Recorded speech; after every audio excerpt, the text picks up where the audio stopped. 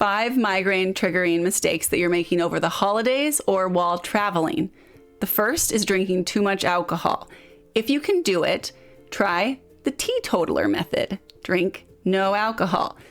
But we live in reality and we don't want to be a total party pooper. So if you like drinking, do not drink wine, especially red wine. Wine and beer are the drinks that have been shown to be most triggering for migraines and other headaches. The alcohol that is least likely to cause a migraine or headache would be vodka, because it's just water and ethanol, or other clear liquor.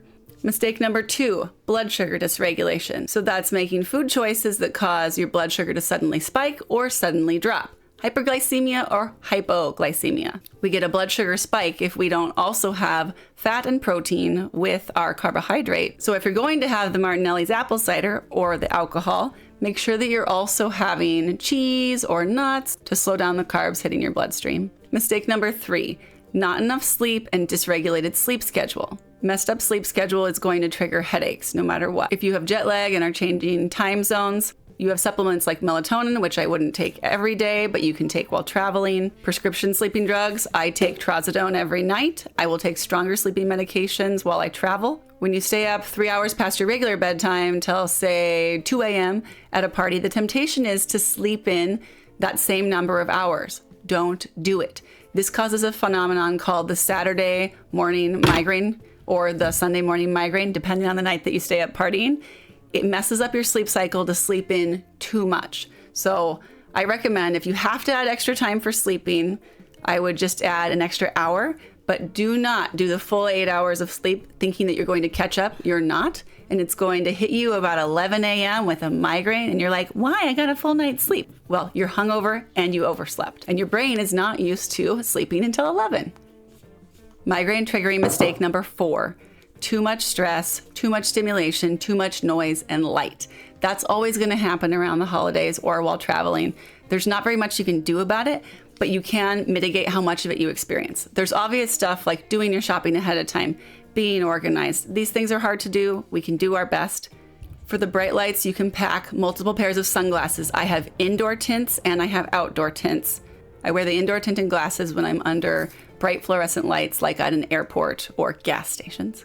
When I'm at a party and it's too loud and children are screaming and someone has put the music on too loud, which is always too loud for me, I like earplugs. My favorite are the loop earplugs. They have a little hole in the back that lets you put them in and also be able to hear conversation through the gap, I guess. I don't know, it's some kind of magic technology. Also, they look like jewelry, so people can't really tell. It's not like you're wearing those big orange foam earplugs like you're going deer hunting. To avoid overscheduling yourself while traveling and during the holidays, be defensive over your calendar. I try not to schedule more than one event a day. That's already overwhelming for a lot of people, but for me, that's the limit. My favorite medications when going into a stressful holiday period would be muscle relaxers. And if it's really bad, an anti-anxiety medication like diazepam. That is not something you can take every day, but it can be taken on occasion when anxiety is really high and you think that it's very likely going to trigger a migraine. Not only does it help with anxiety,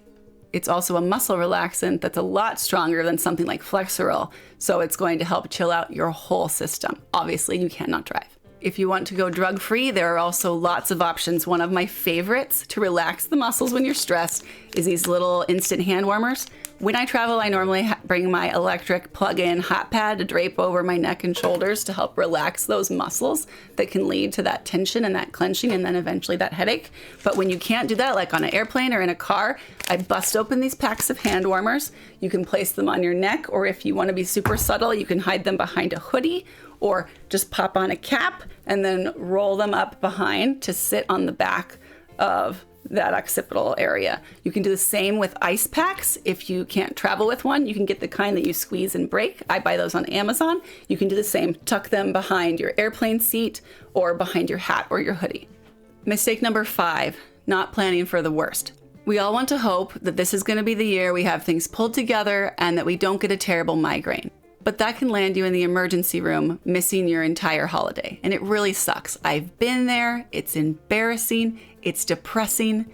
You do all that, you put in all that work and preparation only to have it ruined by your migraine disorder. I'm the queen of contingency planning, so plan for the worst. I try to pack everything in my bag that the ER would ever give me except for the IV. Okay, so first we start with hydration. When the headache starts, you start electrolytes in water. Got to make sure you have enough water in you. Stop drinking alcohol. Stop eating cookies. Get some protein in your system. The first thing I do is an anti-inflammatory like Aleve, ibuprofen. I wash that down with the electrolytes.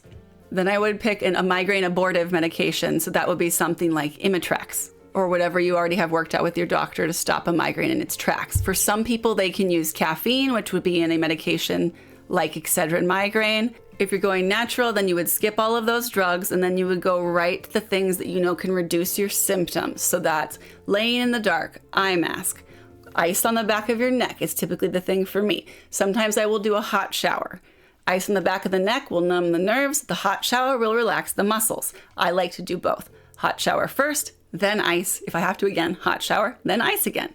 See if you can recruit your partner. Give you a neck massage. Help stretch out those muscles. Can't recruit your partner? Find a new man friend.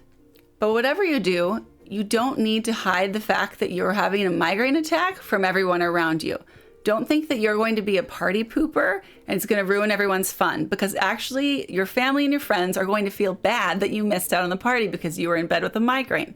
Let people know. Excuse yourself and give people the opportunity to serve you. They want to take care of you. They care about you. Give them that chance. Give them that holiday gift of being part of your solution. Let them bring you something to drink in bed. Let them take care of you. As women, we are societally conditioned to take care of other people and to feel guilty if we need to be taken care of. But that is it's okay to let other people take care of you. The quicker they chip in, the quicker you feel better, the quicker you can be back to serving everyone around you.